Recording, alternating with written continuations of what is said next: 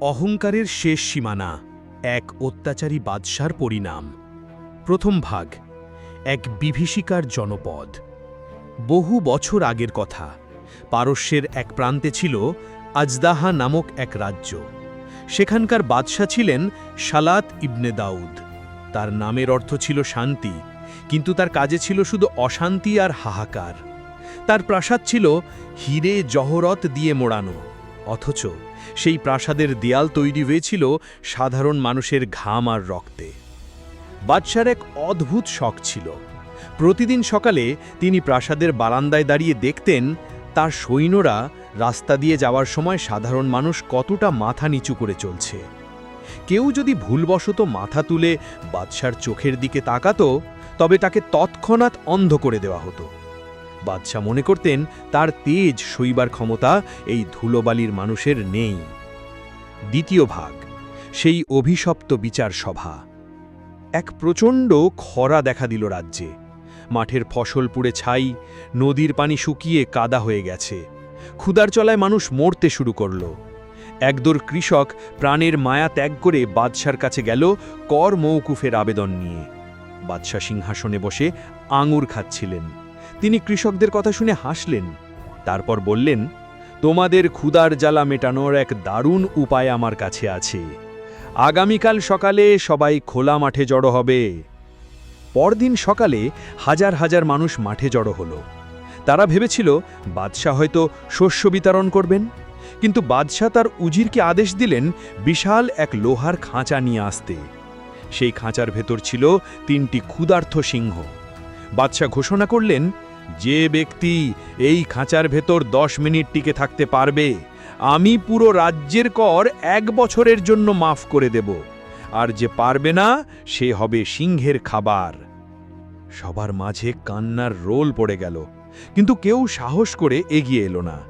তখনই ভিড় ঠেলে এক যুবক সামনে এসে দাঁড়ালো। তার নাম আরমান। সে ছিল একজন সাধারণ কাঠুরে, কিন্তু তার বুকে ছিল অদম্য সাহস। সিংহের খাঁচায় সাহসের পরীক্ষা। আরমান যখন খাঁচায় ঢুকল, পুরো মাঠ নিস্তব্ধ। বাদশাহ তাচ্ছিল্যের হাসি হাসছিলেন। সিংহগুলো গর্জন করে আরমানের দিকে ধেয়ে এলো, কিন্তু আরমান স্থির হয়ে দাঁড়িয়ে রইল। সে সিংহের চোখের দিকে তীক্ষ্ণভাবে তাকালো এবং মনে মনে সৃষ্টিকর্তাকে স্মরণ করল। অদ্ভুত এক ঘটনা ঘটল।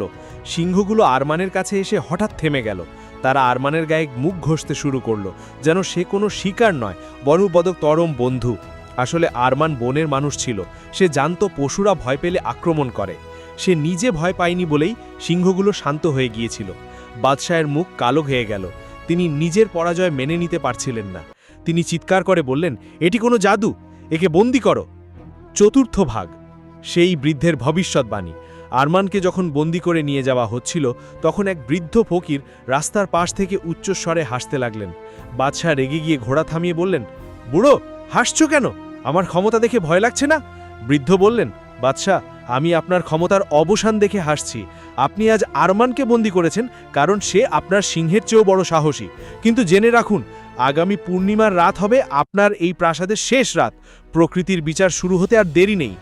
বাদশাহ বৃদ্ধকে তুচ্ছ তাচ্ছিল্য করে প্রাসাদে ফিরে গেলেন, কিন্তু তার মনে এক অজানা ভয় দানা বাঁধতে শুরু করল। পূর্ণিমার রাত এলো। বাদশাহ তার প্রাসাদের সবচেয়ে সুরক্ষিত কক্ষে শুয়ে আছেন। বাইরে হাজার হাজার সৈন্য পাহারা দিচ্ছে। হঠাৎ মাঝরাতে আকাশ ভেঙে বৃষ্টি নামল, কিন্তু সে এক আজব বৃষ্টি। কালো রঙের দুর্গন্ধযুক্ত পানি। সেই পানি যেখানেই পড়ছে সেখানেই পাথর গলে যাচ্ছে। প্রাসাদের মজবুত দেওয়ালগুলো তাসের ঘরের মতো ভেঙে পড়তে শুরু করল। সৈন্যরা প্রাণ ভয়ে এদিক ওদিক ছুটতে লাগল। বাদশাহ যখন কক্ষ থেকে বের হওয়ার চেষ্টা করলেন, দেখলেন তার সেই পালিত সিংহগুলো খাঁচা ভেঙে বেরিয়ে এসেছে। সৈন্যরা তাদের বাঁচাতে এগিয়ে এলো না, কারণ তারা নিজেরাই বাদশার অত্যাচারে অতিষ্ঠ ছিল। সিংহাসনের ঘরে বাদশাহ একা হয়ে পড়লেন। তার সেই অহংকারী মস্তক আজ ধুলোয় লুটোপুটি খাচ্ছে। তিনি দেখলেন আরমান আর সেই বৃদ্ধ তার সামনে দাঁড়িয়ে। আরমান বলল, বাদশাহ, আজ আপনার সম্পদ কোথায়? আপনার সৈন্যরা কোথায়? আজ আপনিও আমাদের মতো একজন সাধারণ মানুষ। উপসংহার, ইতিহাসের শিক্ষা। সেই রাতের পর আজদাহা রাজ্যে আর সেই অত্যাচারী বাদশাকে দেখা যায়নি। প্রবাদ আছে তিনি সেই কালো বৃষ্টির বন্যায় ভেসে গিয়েছিলেন। আরমানকে প্রজারা তাদের নতুন নেতা হিসেবে বেছে নিল। রাজ্য আবার সবুজ হয়ে উঠল, ফিরে এলো শান্তি। গল্পের মূল কথা, অহংকার মানুষকে অন্ধ করে দেয় আর ক্ষমতা মানুষকে করে তোলে নিষ্ঠুর। কিন্তু প্রকৃতির বিচার যখন শুরু হয় তখন কোনো দেওয়াল বা কোনো সেনাবাহিনী সেই পতন ঠেকাতে পারে না।